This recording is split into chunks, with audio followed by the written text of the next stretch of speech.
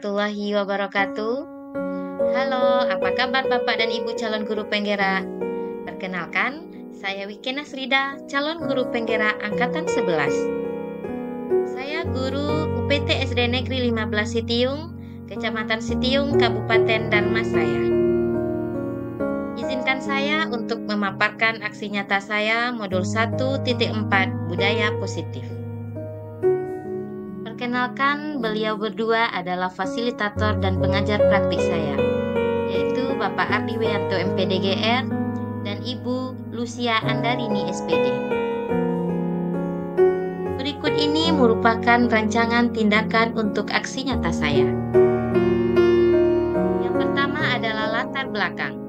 Murid tidak suka peraturan karena selama ini jika mereka melakukan pelanggaran, maka akan mendapatkan hukuman dan cenderung akan mempermalukan dirinya. Selanjutnya, tujuan aksi nyata. Yang pertama, menciptakan murid yang merdeka dan disiplin diri yang kuat. Yang kedua, menumbuhkan budaya positif di sekolah dengan meyakini nilai-nilai kebijakan universal. Tolak ukur keberhasilan aksi nyata saya adalah: yang pertama, terbentuknya keyakinan kelas melalui kegiatan kesepakatan kelas yang dilakukan wali kelas dan siswa. Yang kedua, siswa dan guru mampu menerapkan dan menjalankan kelas yang telah dibuat. Selanjutnya, lini masa tindakan aksi nyata. Langkah-langkah tindakan yang akan dilakukan adalah: yang pertama, menghadap kepala sekolah untuk menjelaskan pentingnya penanaman budaya positif dan keyakinan kelas di sekolah. Yang kedua, mengumpulkan rekan guru untuk melakukan diseminasi pemahaman materi budaya positif atau keyakinan kelas dan segitiga restitusi. Yang ketiga, berkoordinasi dan berkolaborasi dengan wali kelas untuk membuat keyakinan kelas di kelas masing-masing. Yang keempat, memantau, merefleksikan, dan mengevaluasi keyakinan kelas yang telah dibuat. Dukungan yang dibutuhkan. Yang pertama, dukungan dari kepala sekolah, rekan guru, serta murid agar tindakan yang telah disusun dapat dilakukan lancar dan sukses. Yang kedua, sarana dan prasarana untuk menumbuhkan budaya positif. Yang ketiga, dukungan dari wali murid dalam menerapkan budaya positif di rumah. Selanjutnya, pelaksanaan aksi nyata. Yang pertama, memohon izin kepada kepala sekolah untuk melaksanakan diseminasi budaya positif. Yang kedua, melaksanakan diseminasi budaya positif dan berbagi pengalaman dalam penerapan budaya positif tentang pembuatan keyakinan kelas dan praktik segitiga restitusi kepada rekan guru.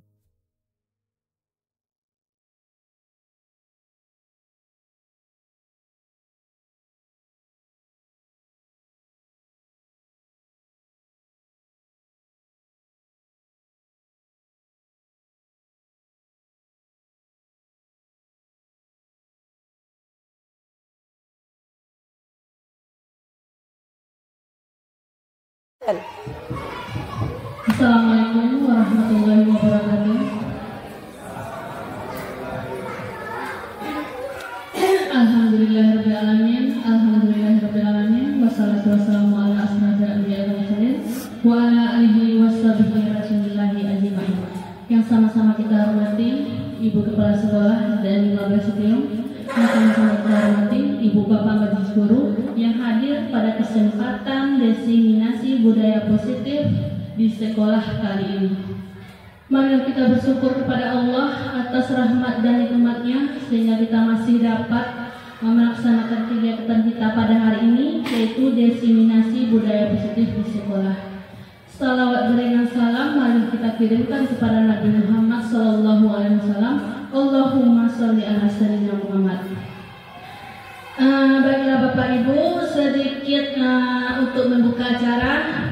Pergi ke toko membeli parfum, dapat hadiah sepasang coklat. Saya ucapkan Assalamualaikum warahmatullahi wabarakatuh. Semoga diseminasi budaya positif di sekolah ini bermanfaat. Demi lancarnya acara kita, marilah kita sama-sama membaca basmalah. Bismillahirrahmanirrahim. Acara pertama, protokol yang sudah berlangsung, kita masuk lagi acara kedua, yaitu pembacaan doa yang akan disampaikan oleh Bapak Asma.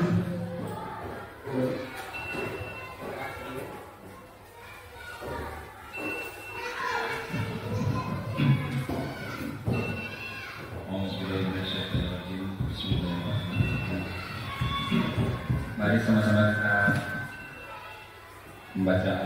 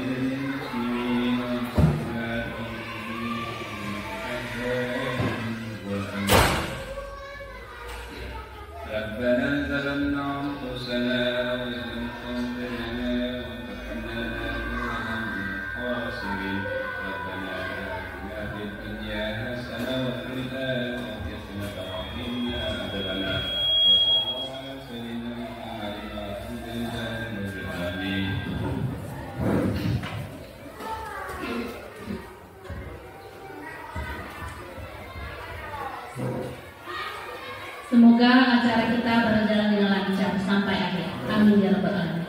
Acara berikutnya yaitu menyanyikan lagu Indonesia Raya yang akan dipimpin oleh Ibu Rada. Peserta diharapkan berdiri.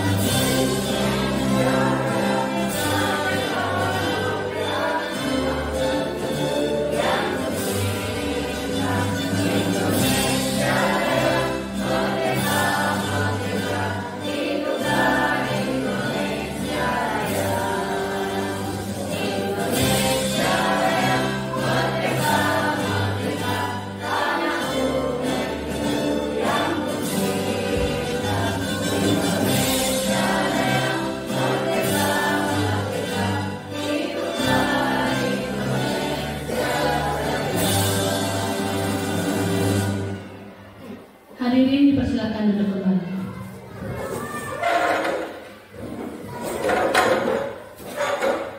Acara kita selanjutnya yaitu sambutan dari Kepala Sekolah SDN 15 itu. Kepada Ibu kami silakan.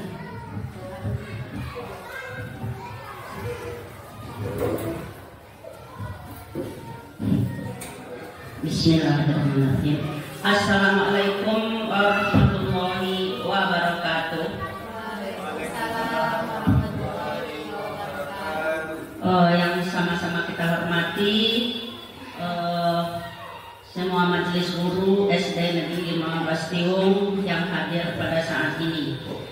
Puja dan puji marilah kita sama-sama panjatkan kehadirat Allah Subhanahu wa taala yang telah memberi kita kesehatan, kesempatan sehingga kita dapat berkumpul pada hari ini guna mengadakan acara diseminasi budaya positif di sekolah. Kemudian salawat beriringan salam tidak lupa kita kirimkan kepada arwah Nabi besar kita, yakni Nabi Muhammad Sallallahu Alaihi Wasallam yang telah membawa kita dari lembah kebodohan ke lembah yang penuh dengan ilmu pengetahuan seperti yang kita rasakan pada saat ini. Bapak dan Ibu peserta yang hadir pada hari ini yang kami hormati, budaya positif merupakan paradigma menyelesaikan masalah melalui motivasi instruktif orang yang memiliki masalah. Ketika dihadapi dengan masalah, maka orang tersebut yang harus menyelesaikan dengan cara menggali nilai-nilai positif yang ada. Jadi dalam lingkungan sekolah, disiplin melalui budaya positif dapat diterapkan melalui kesepakatan kelas. Budaya positif di sekolah bertujuan untuk menumbuh kembangkan motivasi intrinsik warga sekolah. Motivasi intrinsik merupakan kemampuan diri sendiri untuk menangani masalah yang dihadapi dengan bertanggung jawab.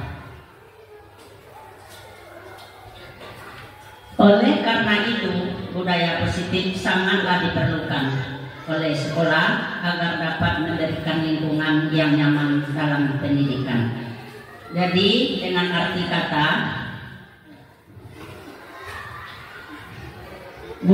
budaya positif di sekolah adalah nilai-nilai, keyakinan-keyakinan dan kebiasaan-kebiasaan di sekolah yang berpihak pada murid agar murid dapat berkembang menjadi pribadi yang kritis, penuh hormat dan bertanggung jawab. Demikianlah kata sambutan pada hari ini. Semoga acara ini lancar dari awal sampai akhir. Salah dan janggal kami mohon maaf. Kami sudahi dengan wassalamualaikum warahmatullahi wabarakatuh.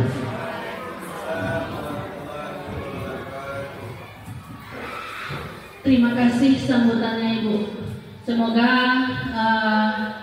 yang Ibu sampaikan bermanfaat hendaknya bagi kami ke depannya. Baiklah Bapak Ibu, acara selanjutnya yaitu ice breaking yang akan disampaikan oleh Ibu T. Kepada Ibu T, silakan. Bismillahirrahmanirrahim. Assalamualaikum warahmatullahi wabarakatuh. Baik Bapak dan Ibu guru, untuk sebelum kita memasuki nanti presentasinya, kita ice breaking dulu ya, untuk lebih fokus gitu ya Ibu. Bapak dan Ibu nanti ikuti apa yang saya katakan. Ayam, ayam, ayam. Bebek, bebek, bebek. Berapakah kaki bebek? Masih ada yang salah. Ada yang jawab pula. Ada yang jawab mengikuti. Yang cluenya tadi mengikuti apa yang saya katakan. Kita ulang sekali lagi. Bebek, bebek, bebek. Ayam, ayam, ayam. Berapakah kaki ayam?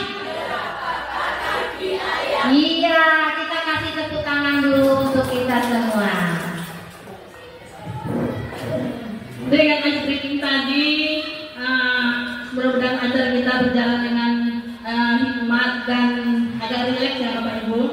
Baiklah, acara selanjutnya kita masuk pada acara inti, yaitu penyampaian diseminasi budaya positif yang akan disampaikan oleh Ibu J. Kepada Ibu J, silakan.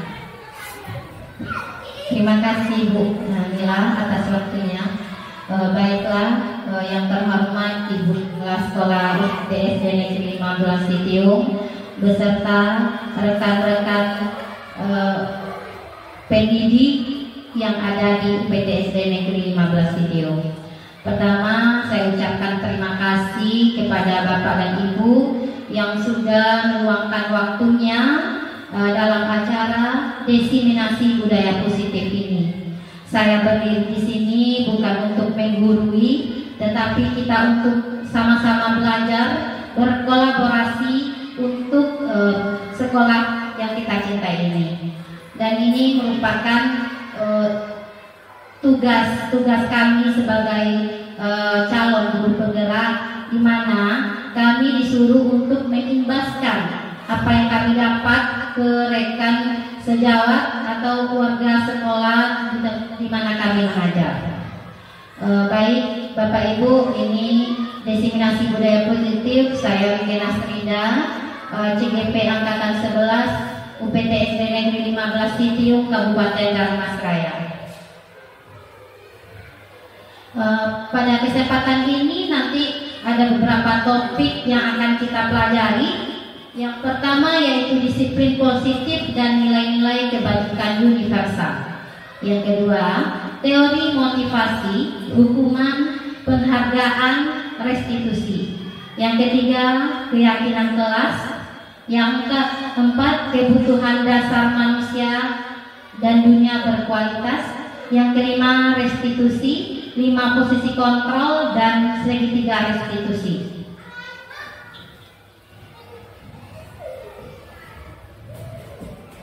Baik, perubahan paradigma yaitu ilusi guru mengontrol murid yang pertama. Pada dasarnya kita tidak dapat memaksa murid untuk berbuat sesuatu jikalau murid tersebut memilih untuk tidak melakukannya. Yang kedua, perubahan paradigma atau teori kontrolnya yaitu ilusi bahwa kritik dan membuat orang merasa bersalah dapat menguatkan karakter suatu usaha untuk mengontrol murid tersebut dalam jangka waktu tertentu. Kemudian murid tersebut akan menyadari dan mencoba untuk menolak bujukan kita. Yang ketiga, ilusi bahwa semua penguatan positif, efektif dan bermanfaat menggunakan kritik dan rasa bersalah untuk mengontrol murid menuju pada identitas gagal. Yang keempat, ilusi bahwa orang dewasa memiliki hak untuk memaksa. Banyak orang dewasa yang percaya bahwa mereka memiliki tanggung jawab untuk membuat murid-murid berbuat hal-hal tertentu. Nah, yang tadi itu, yang ini sesungguhnya ya Bapak dan Ibu, yang tadi miskonsepsi. Nah, sekarang siapa sesungguhnya yang memiliki kontrol? Stimulus respon. Kita mencoba mengubah orang agar berpandangan sama dengan kita. Yang kedua, perilaku buruk dilihat dari suatu kesalahan. Yang mana yang pertama tadi teori kontrolnya, kita berusaha memahami pandangan yang lain tentang dunia. Yang kedua, teori kontrolnya semua perilaku memiliki tujuan. Yang ketiga, orang lain bisa mengontrol saya, stimulus responnya. Dan teori kontrolnya hanya Anda yang bisa mengontrol diri Anda. Benarkan Bapak Ibu? Ya. Yang selanjutnya, saya bisa mengontrol orang lain. Sedangkan teori kontrolnya itu Anda tidak bisa mengontrol orang lain. Pemaksaan ada pada saat bujukan gagal, yang mana teorinya yaitu kolaborasi dan konsensus menciptakan pilihan-pilihan baru. Yang terakhir yaitu model berpikir menang atau kalah. Yang teori kontrolnya itu model berpikir menang-menang. Bagaimana seseorang bisa merubah diri paradigma stimulus respon kepada pendekatan teori kontrol? Stephen M. Covey, yang mana bila kita ingin membuat kemajuan perlahan, sedikit-sedikit ubahlah sikap atau perilaku Anda. Namun bila kita ingin memperbaiki cara-cara utama kita, maka kita perlu mengubah kerangka acuan kita. Ubahlah bagaimana Anda melihat dunia, bagaimana Anda berpikir tentang manusia. Ubahlah paradigma Anda. Hikmah, pemahaman dan penjelasan aspek-aspek tertentu tentang realitas. Baik, itu tentang paradigma tadi ya Bapak Ibu. Sekarang kita masuk dengan disiplin positif dan nilai-nilai kebajikan universal. Sebagaimana tadi yang sudah disebutkan oleh Ibu Kepala Sekolah kita tentang budaya positif ini. Ya ini yang menurut Ki Hajar Dewantara, di mana ada kemerdekaan, di situ harus ada disiplin yang kuat. Yang menurut Diana Gosen, disiplin bahasa Latinnya artinya belajar.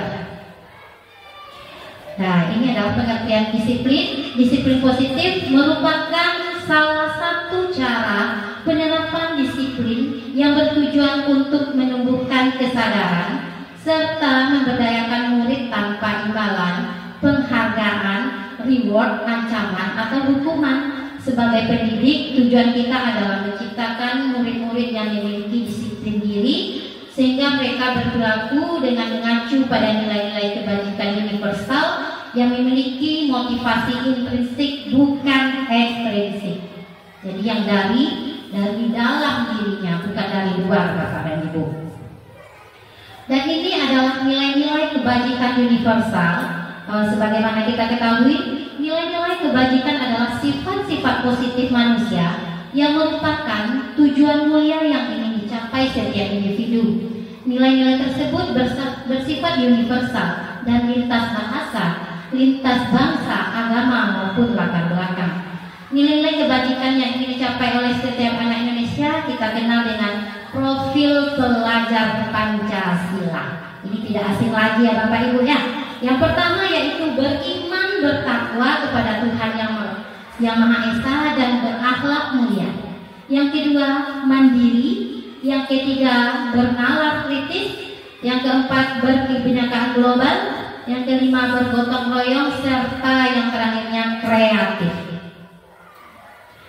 Nah ini bisa Ibu tengok ke depan, ini merupakan nilai-nilai kebajikan universal. Ada peduli, ada rajin, integritas, banyak ya, gotong royong.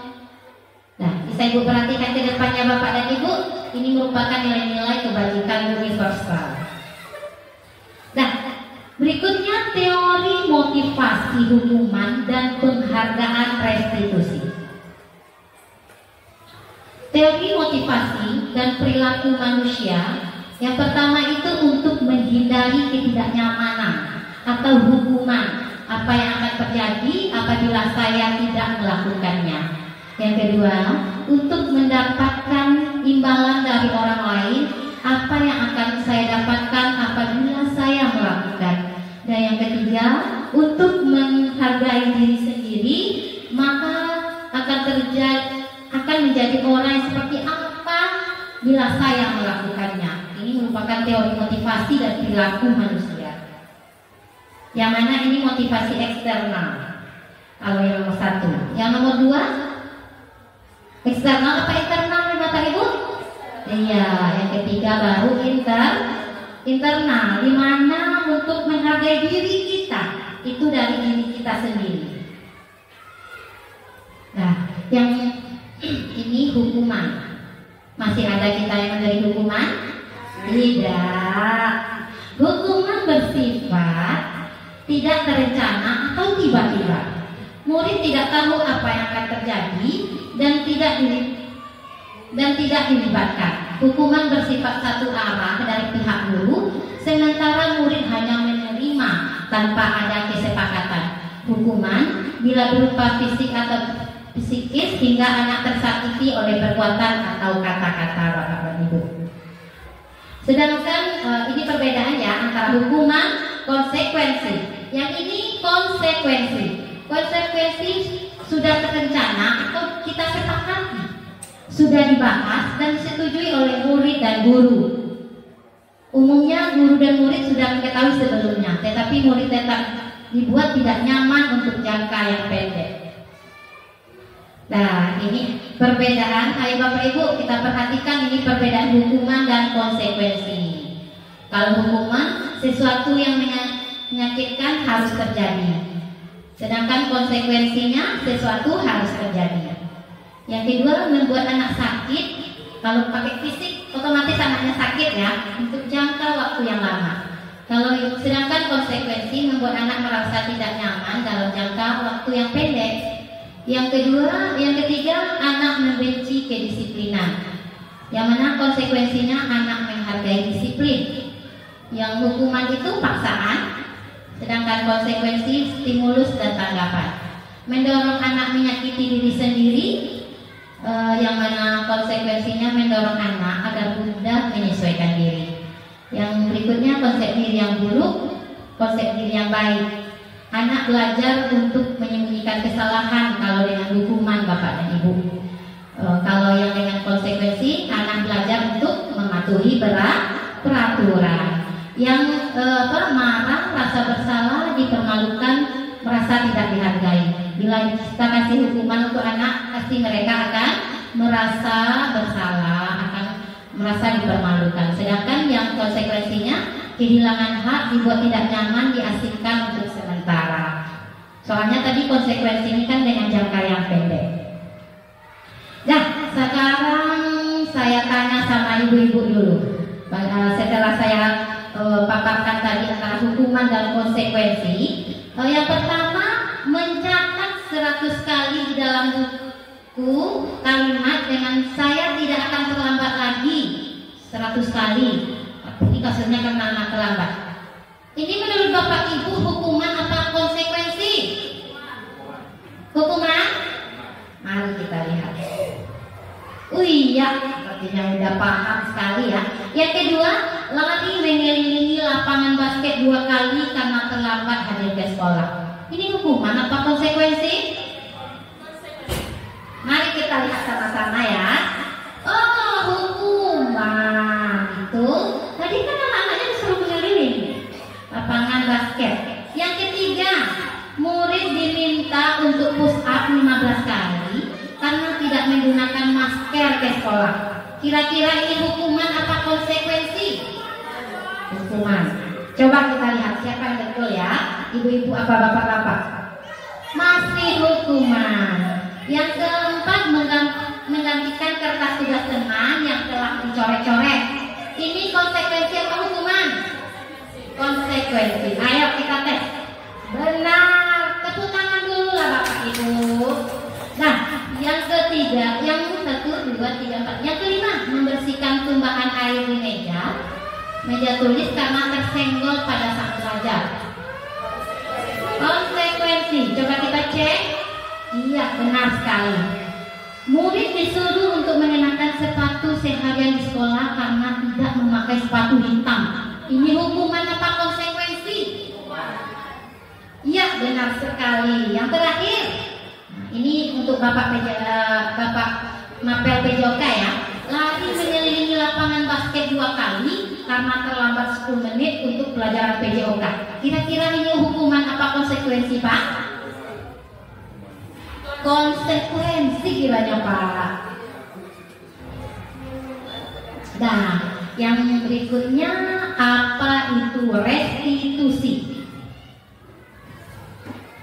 Nah, restitusi adalah proses menciptakan kondisi bagi murid untuk memperbaiki kesalahan mereka sehingga mereka bisa kembali pada mereka dengan karakter yang lebih kuat. Ya, restitusi juga merupakan proses kolaboratif yang mengajarkan murid untuk mencari solusi untuk masalah mereka dan membantu murid berpikir tentang orang seperti apa yang mereka inginkan dengan tujuan mulia dan bagaimana mereka harus memperlakukan orang lain. Ini menurut Gosen 2004. Nah, ini ciri-ciri restitusi. Yang satu, bukan menebus kesalahan, namun untuk belajar dari kesalahan. Yang kedua, memperbaiki hubungan. Yang ketiga, tawaran bukan paksaan. Yang keempat, restitusi menuntun untuk melihat ke dalam diri. Restitusi mencari kebutuhan dasar yang mendasari tindakan. Restitusi diri adalah yang paling baik. Fokus pada karakter ya. Kalau restitusi ini berarti fokusnya ke karakter ya Bapak dan Ibu, bukan ke tindakan seperti hukuman tadi. Dan juga fokusnya pada solusi dan mengembalikan murid yang berbuat salah kepada kelompoknya. Dan untuk materi yang selanjutnya yaitu keyakinan kelas. Bapak dan Ibu sudah ada membuat keyakinan kelas? Sudah, alhamdulillah. Berarti untuk UPT SDN 15 Ciliwung untuk budaya positifnya udah lumayan mantap ya Ibu-Ibu. Nah, peraturan seperti apa yang selama ini Bapak Ibu terapkan di kelasnya? Gimana Bapak Ibu? Sesuai dengan keyakinan kelasnya? Sesuai. Nah, sekarang mengapa tidak peraturan saja? Mengapa harus keyakinan kelas? Kalau keyakinan itu merupakan suatu nilai-nilai, yaitu nilai-nilai kebajikan universal yang kita sepakati bersama ya Bapak Ibu dengan peserta didik kita.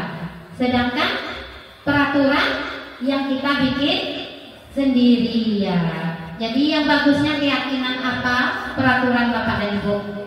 Keyakinan karena kita bersama-sama dengan anak. Nah, ini salah satu contoh peraturan dan keyakinan. Bisa Ibu lihat di sini. Kalau kata dengan selalu mengembalikan buku pada tempatnya, itu kata-katanya nggak keyakinan dari Bapak Ibu, tetapi peraturan. Yang keyakinannya apa itu? Tanggung jawab. Kalau dilarang mengganggu orang lain, keyakinan kelas kita bisa kita bikin dengan menghormati orang lain. Hadir di sekolah 15 menit sebelum pembelajaran dimulai. Berarti untuk keyakinan kelasnya menghormati orang lain dan berkomitmen. Dilarang melakukan kekerasan. Berarti keselamatan menghormati orang lain. Dilarang menggunakan narkoba. Berarti narkobanya untuk kesehatannya. Bergantian atau menunggu giliran. Menghormati orang lain dan bersabar. Menggunakan masker itu untuk kesehatan. Berjalan di kelas atau koridor juga untuk keselamatan dan keamanan. Nah, ini budaya positif itu ada lingkungan yang positif, ada keyakinan kelas dan peraturan kelas. Ini materi yang berikutnya yaitu 5 kebutuhan dasar manusia. 5 kebutuhan dasar manusia ini yang pertama bertahan hidup. Ya Bapak Ibu, kita perlu bertahan hidup. Ya, makanan, minuman, tempat tinggal, keamanan dan kesehatan. Itu merupakan untuk yang kebutuhan dasar manusia yang pertama. Yang kedua, kasih sayang dan rasa diterima. Rasa diterima, dipedulikan, berbagi, kerjasama dan menjadi bagian. Itu yang banyak yang ingin didapatkan anak-anak kita Bapak dan Ibu.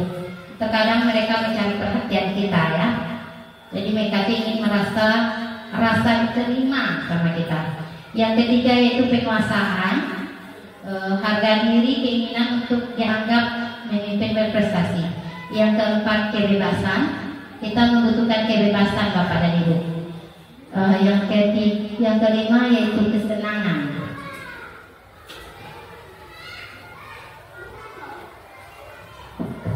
Berikutnya 5 posisi kontrol. Nah, ini yang apa ya Bapak Ibu? Di mana letak kita? Posisi kontrol mana yang kita yang ada kita pada diri kita masing-masing? Posisi kontrol di sini yang pertama itu penghukum. Penghukum, masih ada yang suka menghukum? Yang kedua yaitu membuat merasa bersalah. Membuat rasa bersalah ini mungkin di sini banyak yang lepas kontrol ya Bapak Ibu. Terkadang kita tidak sadar dengan kata-kata kita membuat anak itu merasa bersalah. Yang ketiga yaitu sebagai teman. Yang keempat sebagai pemantau. Yang kelima sebagai manajer. Nah, ini yang penghukum yang saya sebutkan tadi. Seorang penghukum bisa menggunakan hukuman fisik maupun verbal. Orang-orang yang menjalankan posisi penghukum senantiasa mengatakan bahwa sekolah memerlukan sistem atau alat yang dapat lebih menekan murid-murid lebih dalam lagi. Guru-guru yang menerapkan posisi penghukum akan berkata, patuhi aturan saya, awas atau awas, kamu selalu saja. Itu kata-kata penghukum Bapak Ibu. Guru seperti ini senantiasa percaya hanya ada satu cara agar pembelajaran yaitu dengan cara dia. Yang ini yang saya sebutkan tadi yang sering kita lepas kontrol, yaitu pembuat merasa bersalah. Pada posisi ini biasanya guru akan bersuara lebih lembut. Pembuat merasa bersalah akan menggunakan keheningan dan membuat orang lain merasa tidak nyaman. Bersalah atau rendah diri, kata-kata yang keluar dengan lembut akan seperti, ibu sangat kecewa sekali dengan kamu. Berapa kali bapak harus memberitahu kamu? Gimana coba kalau orang tua kamu tahu kamu berbuat begini? Di posisi ini murid akan memiliki penilaian diri yang buruk tentang diri mereka. Murid merasa tidak berharga dan telah mengecewakan orang-orang yang disayangnya. Semoga kita sebagai guru tidak lagi berada di posisi kontrol yang dua ini ya Bapak Ibu. Yang ketiga ini sebagai teman. Guru pada posisi ini tidak akan menyakiti murid, namun akan tetap berupaya mengontrol murid melalui persuasi. Posisi teman pada guru bisa negatif ataupun positif. Positif di sini berupa hubungan baik terjalin agar guru dan murid. Guru di posisi teman menggunakan hubungan baik dan humor untuk mempengaruhi seseorang. Mereka akan berkata, ayolah bantu demi bapak ya. Mungkin banyak lagi kata-kata yang bisa kita gunakan sebagai teman ini. Yang berikutnya itu pemantau. Pemantau ini berarti mengawasi bapak dan ibu. Pada saat kita mengawasi, kita bertanggung jawab atas perilaku orang-orang yang kita awasi. Posisi pemantau berdasarkan pada kita dapat memisahkan hubungan pribadi kita dengan murid. Sebagai seorang yang menjalankan posisi pemantau, pertanyaan yang diajukan sebagai pemantau itu mungkin ini, peraturan apa? Apa yang telah kamu lakukan? Sanksi atau konsekuensinya apa? Seorang pemantau harus mengandalkan perhitungan, catatan, data yang dapat digunakan sebagai bukti atas perilaku seseorang. Posisi ini akan menggunakan stiker, slip catatan, daftar cek. Posisi pemantau sendiri berawal dari teori stimulus respon yang menunjukkan tanggung jawab guru dalam mengontrol muridnya. Nah, ini yang paling bagus ya Bapak Ibu sebagai manajer.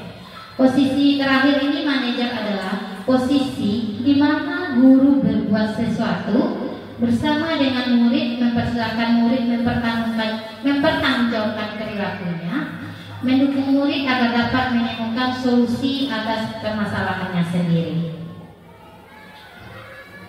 Nah, ini salah contohnya penerapan 5 kontrol guru, yang mana kasusnya siswa tidak memakai atribut lengkap saat upacara. Kalau untuk sebagai penghukum, hormat pada bendera selama 1 jam. Yang sebagai pembuat merasa bersalah, berapa kali ibu dan bapak harus beritahu kamu selalu saja mengecewakan bapak atau ibu. Nah, kalau sebagai teman, ayo dong ikuti aturan sekolah, tolong bantu ibu atau bapak ya sekali ini. Yang sudah tidak apa-apa, lain kali jangan berbuat lagi. Itu sebagai teman, cara kita menyampaikan kepada anak didik kita.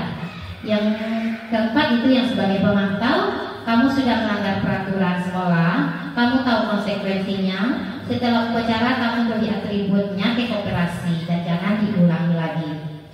Ada yang terakhir, ini yang sebagai manajer. Apakah kamu tahu kesalahanmu? Kira-kira bagaimana kamu memperbaiki kesalahanmu? Nah, ini ada tabel, boleh Ibu Bapak Ibu lihat ke depan. Yang sebagai pembuat bersalah, penghukum, teman, pemantau, dan manajer. Yang bagusnya itu yang sebagai manajer Bapak dan Ibu. Yang terakhir ini segi 3 restitusi. Yang mana segi 3 restitusi ini, yang pertama dulu kita validasi, menstabilkan identitas. Yang kedua, validasi tindakan yang salah. Yang ketiga, baru kita menanyakan keyakinan kelasnya. Ini yang menstabilkan identitas untuk membuat anak merasa gagal karena berbuat salah menjadi positif terhadap dirinya. Ini salah satu contoh kata-katanya. Berbuat salah itu hal yang manusiawi. Tidak ada manusia yang sempurna. Bapak atau ibu juga buat salah. Kita pasti bisa menyelesaikan permasalahan ini. Jadi kalau ada kasus mungkin anak kita yang terlambat, anak kita yang tidak bikin PR, jadi kita gunakanlah dengan restitusi 3 restitusi ini Bu. Yang pertama kita tanyakan dulu, kita menstabilkan identitas dulu. Yang kedua nanti baru kita validasi tindakan yang salah, kita tanyakan sama dia. Yang itu membantu murid mengenali basic kebutuhan dasar yang dipenuhi ketika melakukan kesalahan itu. Pada dasarnya setiap tindakan manusia tujuannya memenuhi basic need. Apakah itu aware, freedom, love and belonging, fun and survival. Jadi gurunya berkata, kamu bisa saja kan melakukan hal yang buruk, tapi kamu tidak melakukannya. Kamu pasti punya alasan mengapa melakukannya. Jadi kalau ada anak kita melakukan kesalahan, seandainya dia terlambat atau apa, kita jangan langsung menghukum. Kita validasi dulu tindakan yang salah. Kenapa dia melakukan? Kenapa dia bisa terlambat? Kenapa mereka tidak membuat PR? Yang ketiganya itu menanyakan keyakinan. Tadi kan kita udah bikin tuh keyakinan kelas Bapak dan Ibu. Jadi setelah kita menstabilkan identitas, memvalidasi tindakan yang salah, baru kita tanyakan. Anak melihat kesalahannya dihubungkan dengan norma sosial dan nilai-nilai yang mendasari manusia berinteraksi dengan orang lain. Apa nilai yang kita percaya di kelas? Nanti bisa kita tanyakan. Kalau mereka membuat kesalahan, kira-kira anak ibu masih ingat nggak dengan keyakinan kelas yang kita bikin? Supaya mereka mematuhi keyakinan kelas yang kita sepakati bersama. Nah, yang ini budaya positif bertujuan untuk membantu individu berkembang menjadi individu yang bertanggung jawab, berkarakter baik, penyerapannya harus konsisten dan didukung penuh oleh 3 ranah pendidikan. Yang pertama pastilah keluarga, yang kedua sekolah dan masyarakat. Dengan menerapkan budaya positif, sekolah dapat menciptakan lingkungan belajar yang positif, kondusif di mana murid dapat berkembang mencapai potensi penuh mereka dan akhirnya membawa dampak positif untuk kehidupan mereka kelak dan di bermasyarakat ya Bapak dan Ibu. Nah, mungkin hanya ini penyampaian saya tentang budaya positif. Semoga bisa diterima dan bermanfaat untuk kita semua. Salam dan bahagia. Semoga tergerak, bergerak dan menggerakkan. Itu merupakan motto Guru Bergerak. Akhir kata saya sudahi dengan Assalamualaikum warahmatullahi wabarakatuh.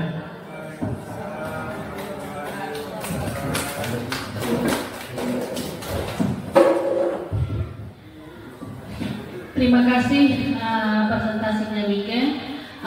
Presentasinya sangat menginspirasi ya Ibu Bapak. Apalagi mengenai segitiga restitusinya. Segitiga restitusi itu sangat kita perlukan untuk memecahkan permasalahan-permasalahan yang ada di sekolah kita. Kita masuk acara yang berikutnya yaitu refleksi. Ada beberapa pertanyaan. Ibu Bapak boleh tulis di screen.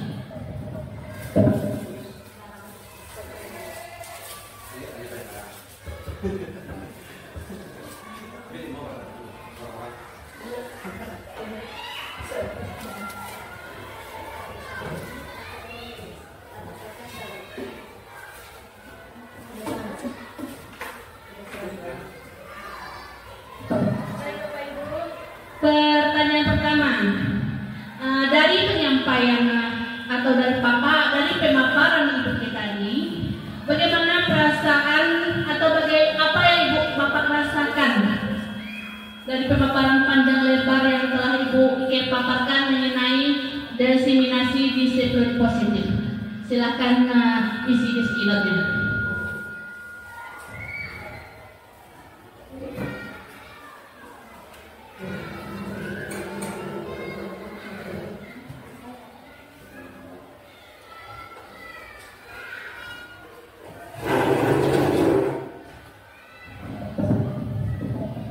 Bagi yang sudah selesai, Ibu Bapak boleh tempel ke depan.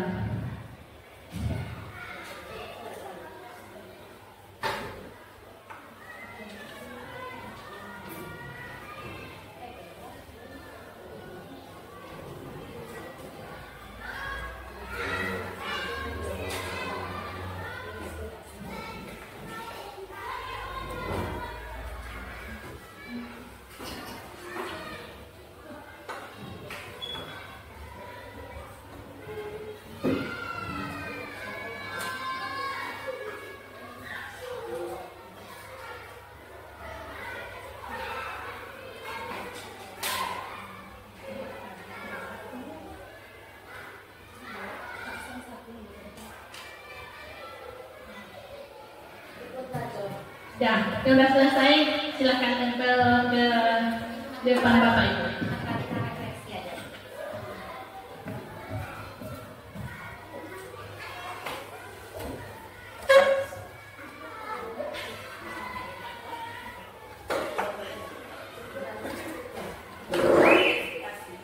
Ibu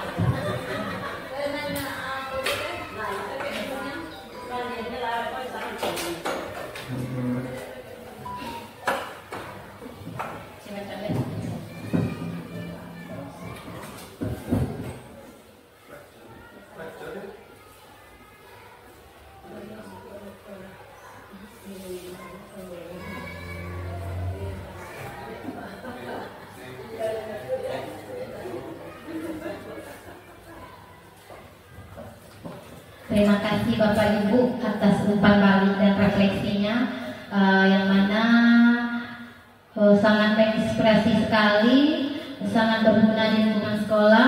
Alhamdulillah ya, sepertinya Bapak Ibu sudah memahami, cukup menarik. Saya berharap budaya positif yang dipaparkan diterapkan di tempat guru mengajar, karena budaya positif ini secara tidak langsung bisa mengubah karakter seseorang peserta didik. Ya, sepertinya dari hasil umpan balik dan refleksi Bapak dan Ibu di sini, Bapak Ibu sudah bisa memahami dan tentang budaya positif. Semoga budaya positif di sekolah kita akan tetap terjaga dengan baik. Dan saya kembalikan kepada moderator. Alhamdulillah, tibalah kita di penghujung acara.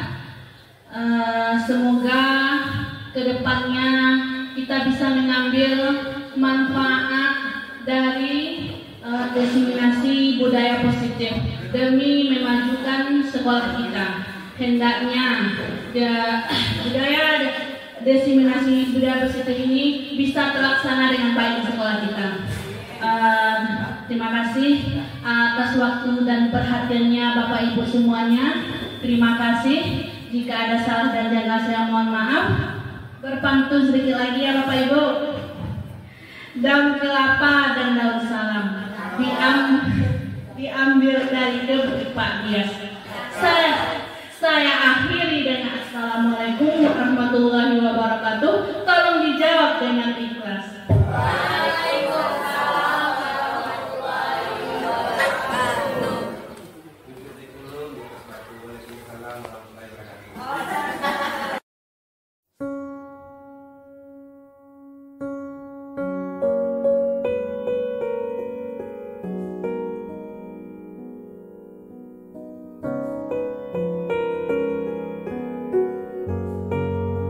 Kesepakatan kelas 1A UPT SD Negeri 15 Sitiung tahun ajaran 2024-2025.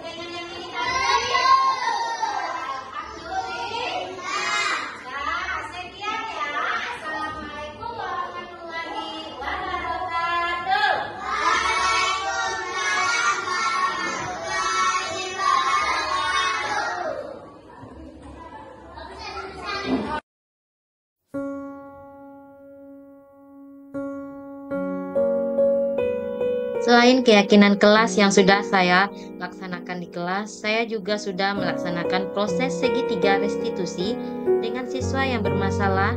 Saya memecahkan masalahnya dengan segitiga restitusi. Hai Sinti, apa kabarnya sayang?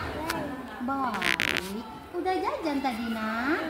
Udah kenyang? Iya, alhamdulillah. Tadi ibu lihat Sinti loh makan-makan sambil belajar ya sayang? Iya, ibu mau tahu alasannya kenapa tadi Sintinya makan-makan? Tadi pagi aku nggak sarapan. Oh, nggak sarapan tadi pagi, makanya Sintinya lapar ya? Sinti tahu nggak kalau dalam belajar tuh kita harus fokus. Jadi karena sibuk makan jadinya tidak fokus. Kira-kira Sinti masih ingat nggak dengan kesepakatan kelas kita? Ingat sayang apa? Hah? Belajar dengan sungguh? Iya, saling Menghargai. yang ketiga makannya hingga iya, dulu ibu juga sama kayak Sinti pernah sekolah. Tapi sebelum sekolah ibu sarapan dulu sayang. Ya solusinya gini ya, besok sebelum ke sekolah Sintinya ngapa dulu? Iya, sarapan dulu supaya fokus belajar. Untuk itu sebelum sekolah itu Sinti sarapan dulu, jadi nggak jajannya dalam kelasnya nanti. Jadi kita kalau jajannya kapan sayang makan-makannya? Iya, pintar. Udah pahamannya ibu kan sayang? Udah, tos dulu. Sadit, Ya Bu. apa kabarnya sayang? Baik. Baik. Sadit tahu nggak kenapa Bu Uci panggil ke sini? Karena habis ganggu teman. Ganggu teman tadi. Pas apa sayang? Pas belajar. Iya. Ibu mau tahu apa sih alasan Sadit ganggu teman tadi sayang? Ngajak main. Sama teman. Oh iya. Nah, Sadit dengarkan ibu dulu ya. Sadit masih ingat nggak ya dengan kesepakatan kelas kita? Menghargai teman. Terus? Belajar dulu. Iya, pintar. Berarti tadi Sadit melanggar kesepakatan kelas kita ya nak ya, yaitu tidak belajar sungguh-sungguh. Kalau dalam pelajaran itu anak ibu harus fokus. Saditnya nggak fokus berarti ya. Jadi karena Saditnya gangguin teman. Jadi solusinya dengar ibu ya. Kalau bermain tuh kira-kira menurut Sadit bagusnya kapan ya bermain? Jam istirahat. Iya, pintar. Jam istirahat ya. Besok kalau dalam belajar Sadit harus fokus, tidak mengganggu teman. Iya, bisa dimengerti sayang ibu. Tos dulu nak.